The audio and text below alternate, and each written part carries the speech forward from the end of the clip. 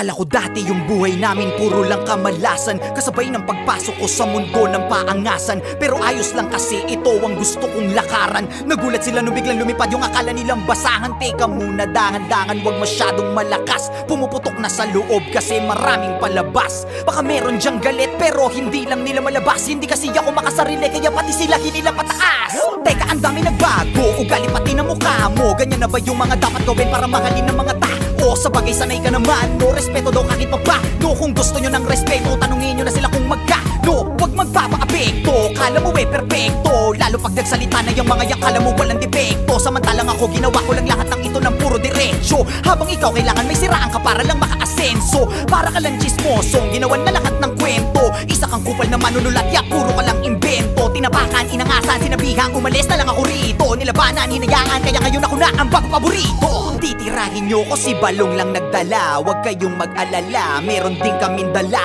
Ganyan naman yung mga ulule, mahilig mangumpara. Nagpapanggap na malawak ang utak, makitid pala. Tanga ka, halatang talangka ka talaga. Kung ako'y guro na awa lang, kaya ka nakapasa. Kala mo lang matalim na kulang ka pa sa tasa. Tumitira ng mabilis, naiintindihan ka ba? Simula ko na to kung paano mamumanat para bumakat sa mga tao. Kaya ko tumira kasi diba tinitira mo ko noong mga panahon na wala akong nakikita sa malayo. Pero di ko tinigilang mga bayo, ngayon ay naging malinaw na malabo.